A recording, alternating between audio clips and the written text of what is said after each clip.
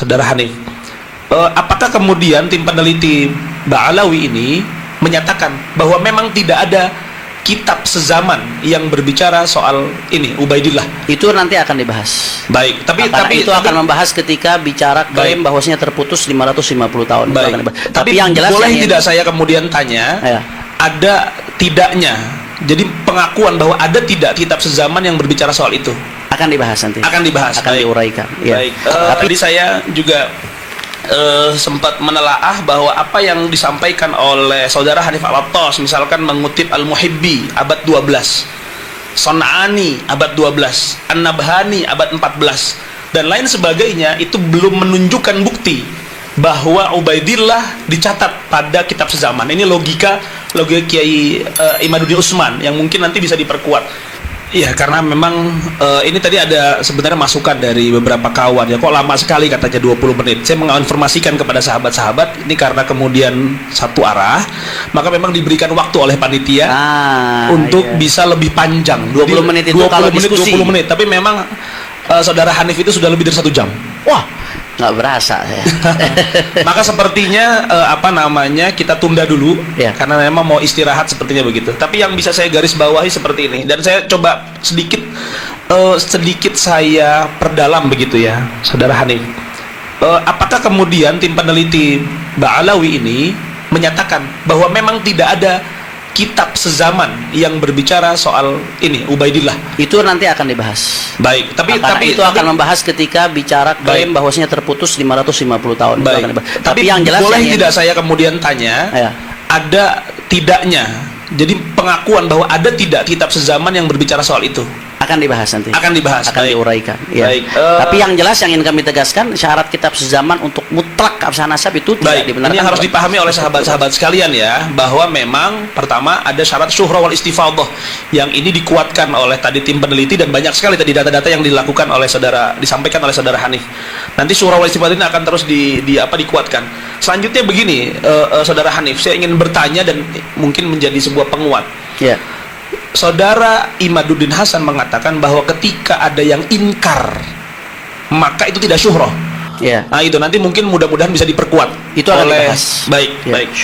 Terima kasih. Dan tadi saudara Hanif juga menyatakan bahwa ada perbedaan antara diksi turuk dan diksi surut. Ya. Yang ini kemudian disamakan oleh Kiai Imaduddin Hasan. Betul. Baik, terima kasih. Insya Allah kita akan mulai lagi dengan pembahasan selanjutnya, dan kita akan perkuat narasi argumentasi yang tadi sudah disampaikan, dan insya Allah mudah-mudahan sekali lagi ini untuk islah. Diskusi ini saya agak mereview sedikit. Tadi disampaikan oleh saudara Hanif Al-Attas mengenai syarat atau turuk-turuk daripada itsbat nasab yang disebutkan, dan sudah banyak data material yang disebutkan, dan ini menjadi sebuah hal yang penting karena kemudian data material inilah nanti yang bisa dikonfrontasi. Maka kalau dari pihak Kiai Imaduddin sendiri ini tidak hadir, sebenarnya sangat disayangkan sekali. Saya sangat menyayangkan sekali karena data material yang dibutuhkan itu harus dibantah dari apa yang disampaikan sama saudara Hanif Al-Attas. Tadi disampaikan lagi-lagi bahwa syarat dan turuk syuhra istifadhah menjadi sebuah hal yang penting dalam isbat nasab, dan itu yang harus kemudian digugat dari kubu Kiai Imaduddin Hasan Utsman sendiri. Baik, sebelum nanti kita akan masuk kepada sesi selanjutnya, ini kita akan melanjutkan kembali apa yang tadi disampaikan oleh saudara Hanif Al-Attas, agar kemudian sistematika berpikir bagi sahabat-sahabat sekalian itu lebih terarah. Jadi membangun fondasi dulu, ini yang kemudian ingin kita bahas, lalu biar nanti beberapa masalah-masalah terkait itu bisa lebih mudah dipahaminya. Dan sekali lagi, diskusi kali ini kita tidak membahas soal-soal yang terkait dengan isu sosial kehabaiban. Isu sosial itu tidak pernah kita bahas. Mungkin itu di sisi selanjutnya, habaib-habib yang seperti ini, yang seperti ini, yang seperti ini, itu tidak kita bahas sama sekali. Kita fokus hari ini pada permasalahan isbat nasab, metodologi isbat nasab. Itu yang kemudian fokus kita. Dan saya kembali lagi bukan menasehati ya, anggaplah kemudian memberikan saran bagi para narasumber sekalian dengan ayat Allah Subhanahu wa taala berfirman, wa qula lahu qaulan layyina la'allahu yatadzakkar aw yakhsha. Berkata yang baik, cara penyampaian yang baik, diksi kata yang kemudian dipilih adalah sebuah diksi kata yang baik, agar kemudian pihak yang memang saat ini menggugat itu yatadzakkar au yakhsha. Itu yang terpenting agar kemudian tercipta rekonsiliasi di antara kita bersama. Baik, saya persilahkan kepada saudara Hanif Al-Attas untuk bisa melanjutkan apa yang tadi disampaikan. Terima kasih. Assalamualaikum warahmatullahi wabarakatuh. Alhamdulillah wassalatu wassalamu ala Rasulillah wa ala alihi wasahbihi man wala. Sebelumnya saya minta maaf kepada pendengar sekalian ya, karena ini formatnya yang bukan diskusi dua arah, maka berubah jadi format seminar ini. Karena yang kita tunggu-tunggu nggak datang, sehingga saya minta maaf kalau saya ngambil waktu agak panjang, karena seperti yang tadi kami gambarkan, analogikan, ini saya membangun pondasi, nanti akan ada bangunan-bangunan oleh kawan-kawan yang dibangun di atas pondasi tersebut, sehingga mohon dimaklumi sedikit kalau ini agak panjang. Dan kelihatannya karena seruannya 3 hari 3 malam, nah, jadi kami persiapannya 5 hari 5 malam ini bahannya. Jadi mohon maaf kalau agak panjang seperti itu. Jadi tadi kita kembali penyimpangan pertama, kita udah sepakat ya, ternyata ulama itu, ratusan ulama itu yang dulu sudah benar, mereka tuh nggak meleset, sudah betul. Tapi kenapa kok Imat bisa begitu yakin hanya dia yang benar, semua ulama salah? Sehingga dari sini kita bisa kesimpulkan sudah jelas-jelas dia yang menyimpang. Salah satu tadi itu diantaranya dia mengabaikan dan menabrak tatanan ilmu nasab. Saya tadi udah tegaskan masalah syarat sezaman yang itu merupakan syarat mutlak kata Imat dan kawan-kawan, itu adalah syarat yang dibuat-buat. Kalau ada kitab sezaman, ya boleh-boleh saja, bagus-bagus saja. Tapi itu bukan syarat mutlak yang kemudian karena nggak ada kitab tersebut lalu dianggap nasab tidak tersambung.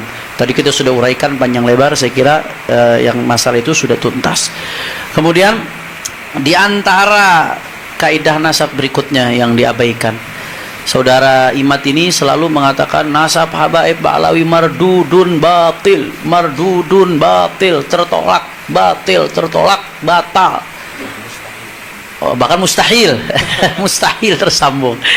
Nah, ini nih lagi-lagi hal ini timbul karena mengabaikan klasifikasi nasab menurut ulama nasab. Ini penyimpangan terkait ilmu nasab juga. Kalau orang paham ilmu nasab, ini basic sekali, hampir di semua kitab teori nasab ini yang dijadikan rujukan oleh Imat disebutkan ya, nasab itu ya setidak-tidaknya ada beberapa klasifikasi, ada beberapa perincian, saya ambil secara global. Setidak-tidaknya ada 4 bagian. Ada yang namanya nasab sahih atau nasab thabit. Nasab sahih ini adalah nasab alladzi ta'akkada thubutuhu bisilsilatin sahihah. Nasab yang telah dipastikan kebenarannya melalui rantai yang sah, ya, mujma'un ala sihhatiha min qibalin nasabin al-muhaqqiqin, yang disepakati keabsahannya oleh para nasabah yang muhakkik. Di sini maksudnya disepakati setiap nasabah yang membahas nasab tersebut menganggap sah. Nah, kalau yang nggak bahas ya layun sabuli sakitin qaulun, kalau yang nggak bahas ya berarti dia nggak ada pendapat. Ini kita bicara setiap ulama nasab yang ngebahas nasab tersebut menganggap itu sah. Nah, itu nasab yang seperti ini dianggap sebagai nasab sahih atau disebut juga sahihun thabit. Nah, itu yang pertama. Dan para ulama dengan kesaksian mereka mengatakan nasab ba'lawi termasuk kategori ini, karena semua nasabah yang bahas nasab ba'lawi menganggap ini nasab sah. Nggak ada satupun nasabah yang bahas nasab ba'lawi kemudian menganggap nasabnya tidak sah, sehingga dia masuk kategori yang pertama. Kemudian yang kedua ada nasab masyhur. Saya kasih ringkasnya, singkatnya. Nasab masyhur ini adalah nasab yang terkenal, syuhra wal istifadhah di kalangan banyak orang, ya, apalagi di kalangan kabilah itu sendiri. Hanya saja sekelompok orang yang sudah masyhur ini nggak tahu cara ketersambungannya bagaimana. Misalkan contoh, ada sekelompok orang yang memang sudah dikenal secara turun-temurun sebagai Al-Husaini misalkan, tapi ini nggak ada yang ingkar mereka ini keluarga Al-Husaini, tapi amudun nasabnya, silsilah nasabnya itu sulit untuk ditemukan data ketersambungannya di tengah kepopulerannya. Atau contoh, ada satu keluarga terkenal turun-temurun sebagai Ali Drus, tapi nggak ada amudun nasab yang bisa diverifikasi yang dipastikan itu Ali Drus. Untuk Ali Drusnya itu ke Sayyidina Abdullah Ali Drus nyambungnya dari mana? Fulan bin Fulan bin Fulan bin Fulan. Nah itu nggak lengkap. Andai kata ada nasab seperti itu, tapi dia syuhra istifadah dan diakui, itu sudah cukup untuk mengakui dia sebagai al-idrus. Nggak boleh kita langsung semerta-merta menafikan, kecuali kalau ada mu'arid yang ingkar, ada yang ta'an, ada yang menafikan, ada nasab yang menafikan. Itu lain cerita tuh. Itu disebut nasab masyhur. Jangankan nggak disebutin sumbernya, jangankan salah satu nggak disebutkan, ini nggak ketemu jalurnya, tapi karena syuhra istifadah masih diakui tetap. Nah, begitu juga yang ketiga, tingkatan yang ketiga ini nasab yang makbul. Nasab makbul yang seperti apa? Makbul itu alladzi athbatahu qaumun min nafsil qabilah alladzina hum ashabus syan wa nafahu qaumun min nafsi tilkal qabilah fal itsbat wan nafi fihi mutasawiyan. Maaf saya interupsi Habibna. Kalau kemudian ibarah-ibarah Arabnya tidak perlu disebutkan, biar langsung penjelasannya saja. Kan data materialnya sudah ditampilkan di. Baik. Terima kasih. Nasab yang makbul ini nasab yang diitsbat oleh sekelompok orang dari suku tersebut yang mengerti tentunya. Kalau yang nggak mengerti nggak dianggap. Kemudian dinafikan oleh sekelompok lain. Jadi ada tarik, ada yang mengitsbat, ada yang menafi. Itu masih disebut makbul, masih bisa diterima. Ada ikhtilaf antar nasabah, itu nggak langsung semerta-merta mardud. Ini kalau kita mau pakai logika imat, terlepas dari logika tersebut salah. Andai lau salamna syajarah mubarakah itu yang dianggap mu'arid itu nafi satu, itu nafinya bukan dari nafsul qabilah. Yang kedua, andai pun mau dianggap mu'arid, andai dia mau anggap seandai, itu iftirat, jangan dipotong. Ini iftirat. Andai kata ada satu nasab mukhtalafun fi, itu masih disebut makbul. Nggak boleh langsung semerta-merta disebut mardud.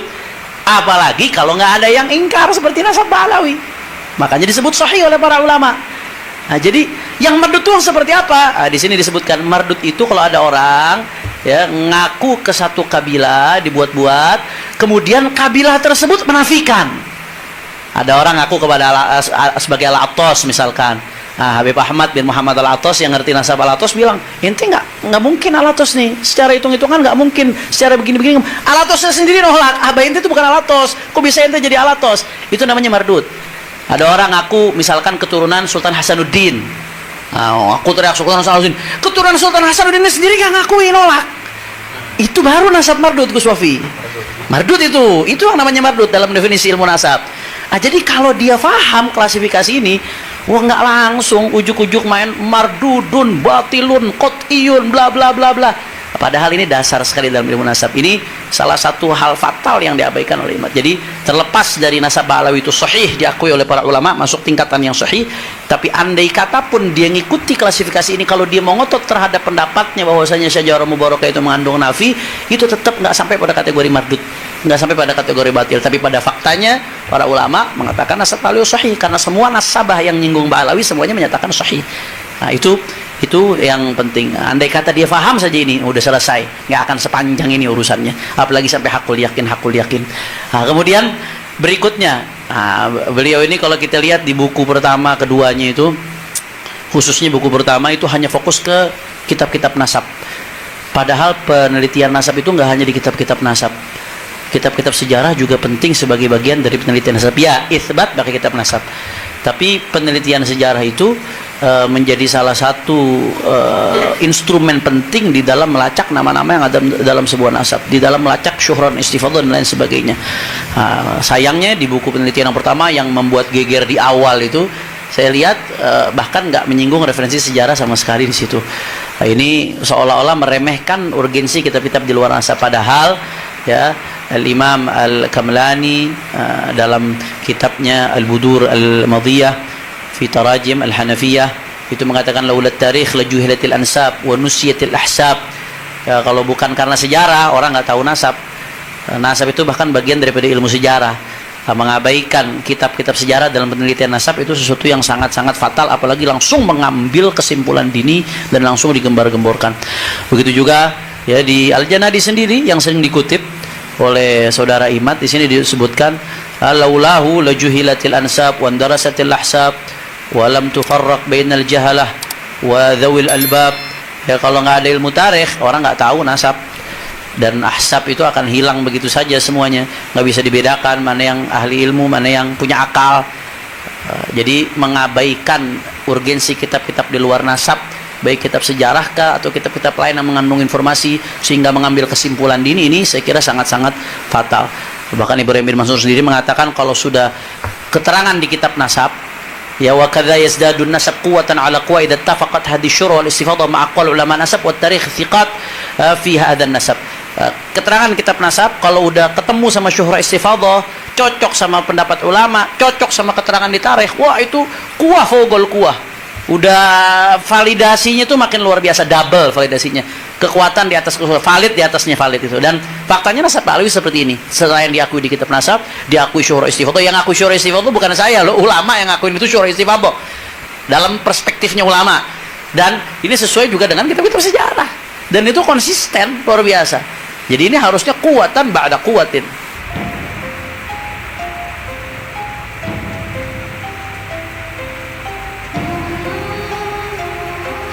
Assalamualaikum warahmatullahi wabarakatuh. Alhamdulillah rabbil alamin.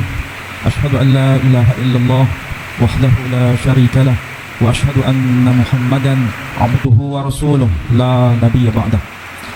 Terima kasih atas kehadiran saudara-saudara sekalian, karena pada hari ini kami dari Yayasan Pembina Mu'allaf At-Tauhid menerima tamu-tamu yang tentu saja membuat heboh Indonesia.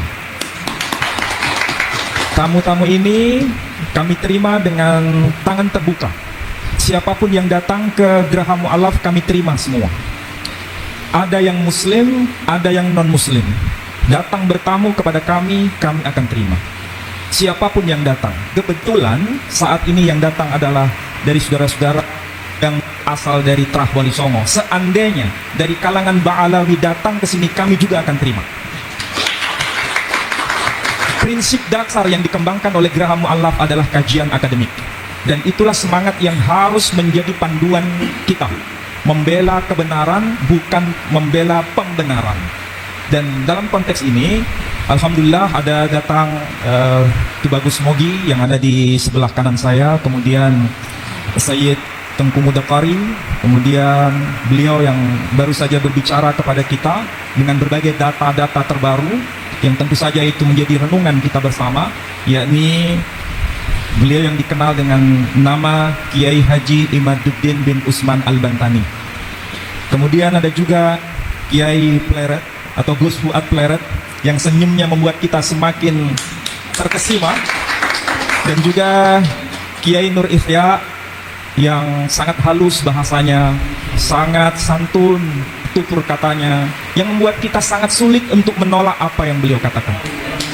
Kemudian Gus Fakih Al-Muqaddam katanya. Mudah-mudahan ini menjadi penyemangat. Setiap orang itu punya karakter, tapi karakter masing-masing orang itu sebetulnya bermuara dari hati. Dan sebenarnya dia bicara dalam konteks kebenaran atau dalam konteks bukan kebenaran, itu bisa dideteksi. Dan saya kira kita semua punya itu. Nah, masalahnya apakah yang tadi beliau katakan itu manipulasi atau tidak? Pasti dan pasti orang yang cerdas dan waras bisa membuktikannya. Nah, saudara-saudara sekalian, saya tidak akan menjelaskan secara detail apa yang telah diuraikan oleh beliau-beliau tadi. Saya hanya ingin mengetuk hati kita semua bahwa untuk membuktikan kebenaran itu tidak cukup dari klaim sepihak. Ini sering saya ulang.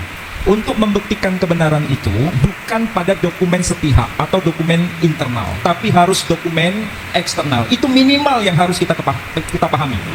Apalagi dalam konteks yang sezaman.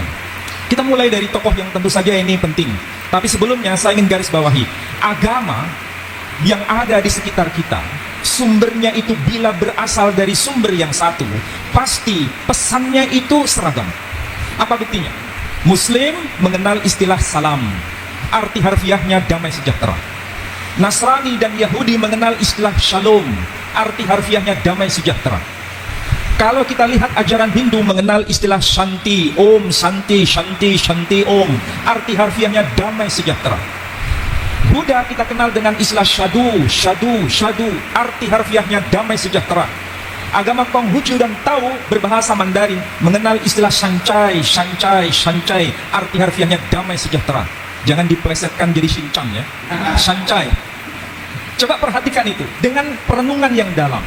Mengapa muncul istilah salam, shalom, santi, sadu, shancai? Membuktikan bahwa sumber agama itu merujuk pada zat yang mutlak yang satu itu dalam bahasa yang berbeda. Tapi simbolnya jelas. Di situ kalau pakai bahasa anak milenial sekarang pakai simbol huruf S supaya gampang dipahami. Ini menandakan kalau sebuah agama, sebuah ajaran menyimpang dari ajaran yang menebarkan damai sejahtera, patut dicurigai apa itu sebenarnya yang diajarkan. Jadi semangat agama ke sana sebenarnya. Nah, dari sisi ini kita mulai lihat tokoh yang sering kita kenal. Kita mulai dari Al-Quran saja sebagai bukti internal. Karena kita Muslim pasti nahnu abna'ud dalil. Kita ini putra-putra orang berdasar pada dalil. Apa yang dikatakan Quran? Ibrahim berkata, dan itu ditegaskan dalam Al-Quran. Alhamdulillahilladzi wahabali 'alal kibari Ismaila wa Ishaqa inna rabbi lasami'ud du'a. Segala puji bagi Allah yang menganugerahkan kepadaku di masa tua, yakni Ismail dan Ishak. Ini tercantum di surah Ibrahim. Perhatikan tuh baik-baik. Bukan bermaksud saya menggurui beliau, tapi ini coba kita resapi maknanya. Kenapa tercantum di surah Ibrahim menjelaskan Ismail dan Ishak? Ini dikuatkan dengan bukti eksternal. Sekali lagi, siapapun yang berhujjah hanya berdasarkan bukti internal cukup berlaku bagi kelompoknya sendiri. Tidak perlu memaksa kelompok lain. Tapi kalau ingin diakui sebagai hujjah yang kuat, maka hadirkan bukti eksternal itu. Bagaimana bisa dibuktikan data eksternal? Sebagaimana yang disampaikan dalam Quran, kita bisa lihat dari Alkitab atau Bible, atau orang Yahudi menyebut kitab Tanakh, dari kata Torah, Nevi'im, Keturim. Dalam kitab itu disebutkan, tentu bukan dalam bahasa Arab, disebutkan apa? Bnei Abraham, Yitzhak wa Ismail. Anak-anak Ibrahim ialah Ishak dan Ismail. Ini sudah menjadi bukti. Ada bukti eksternal. Maka bagaimanapun caranya, kebenaran itu semakin terungkap bahwa ini bukan tokoh fiktif Ibrahim itu, karena ada bukti eksternal. Nama Ibrahim asalnya dari kata Abram. Jadi nama aslinya itu Abram. Abram ben Terah ben Nahor. Kemudian berubah namanya menjadi Abraham. Quran sendiri boleh membaca dengan nama Ibrahim. Makanya salah satu qiraah sab'ah, ayat yang berbunyi Bismillahirrahmanirrahim. Wa idh yarfa'u Ibrahimul qawa'ida minal baiti wa Ismail Rabbana taqabbal minna innaka antas sami'ul alim. Jadi boleh dibaca Ibrahim, boleh dibaca Ibrahim. Ini kalau kita kaji dari sisi linguistik, dirosah lisaniyah atau kajian kebahasaan. Dari Abraham menjadi Ibrahim itu ada lompatan. Maka supaya tidak melompat, perlu mediator, bahasa yang menjadi pengantar dari perubahan bahasa Arab ke bahasa Ibraninya atau sebaliknya. Dari Ibrahim ke Abraham, kita ketemukan nama Ibrahim. Logikanya dari Abraham, dari kata Ibrahim dan menjadi kata Ibrahim, ini pasti merujuk pada tokoh yang sama. Dan nama Abraham sekali lagi dari kata Abram. Kata Abram ini juga ditemukan dalam kitab saudara kita yang lebih tua. Apa itu? Agama Hindu. Kitab apa itu? Kitab Bhaviswa Purana. Disebutkan nama Abiram, puter Terahan, puter Nahoran. Sementara dalam kitab-kitab klasik Islam disebutkan Ibrahim bin Tarih bin Nahur. Dari tradisi Yahudi, kitab Talmud ataupun Alkitab atau disebut Bible menyebutkan Abraham ben Terah ben Nahor. Jadi disebut nama Abiram, Abram, Ibrahim, Abraham, tokohnya bukan tokoh fiktif. Karena apa? Ada data-data yang lengkap, bukan sekedar data internal tapi data eksternal. Ada data yang lebih senior, ada data yang lebih terakhir. Semuanya itu kalau dikumpulkan merujuk pada fakta, bukan fiksi. Ini cara kita berpikir waras dan sehat. Kecuali kalau berpikir yang tidak waras, hanya klaim sepihak. Jadi siapapun yang mau jujur mengakui kebenaran, pasti tidak bisa menolak apa yang saya katakan ini. Apalagi kalau dihubungkan dengan tradisi yang lebih luas lagi. Tadi sudah disinggung, misalnya, apa betul Bani Jawi itu ada kaitan dengan Ismail, ada kaitan dengan Ibrahim. Ternyata data ini juga dikenal dalam historiografi Nusantara sendiri. Tokoh Aji Saka itu bukan hanya diakui di kalangan orang Jawa. Orang Sunda juga mengenal itu, Aji Saka. Kalau di Jawa menyebutnya Aji Soko. Di Madura juga mengenal itu, nama tokoh itu. Dan kalau yang manuskrip yang Jawa menyebutkan bahwa orang Jawa itu dikenal dengan sebutan Bani Jawi, tapi dalam makna sempit, bukan dalam makna lebih luas. Dan disebutkan wayahipun Nabi Ismail. Itu perlu dibahas sebetulnya. Karena orang Jawa sendiri, kebanyakan yang generasi milenial ini jarang sekali buka-buka manuskrip. Jarang sekali buka-buka data tradisi mereka sendiri. Kebanyakan mereka belajar dari sisi tradisi asing. Nah, berkaitan dengan itu, maka perlu namanya penyadaran bahwa negeri kita ini jangan sampai kita buta dengan sejarah kita sendiri. Saudara-saudara yang generasi muda punya kewajiban untuk menelusuri kembali kekayaan budaya kita. Artefak kebudayaan kita itu begitu luar biasa. Maka inilah waktunya bagi saudara-saudara untuk merefleksi diri. Dan Kiai Imaduddin Al-Bantani sudah memberikan semacam preambul bagaimana cara mengkaji data itu secara baik. Ada plus minus itu pasti, tetapi bukan berarti kita ini tidak mau baca. Masalahnya masyarakat kita ini tidak mau baca. Bahkan sebelum mendengar sudah a priori. Bahkan karena terlalu tradisi itu begitu mengakar lama, sehingga ketika menemukan sesuatu informasi yang sepertinya asing dianggap sebagai yang salah. Akibatnya apa? Ini doktrin.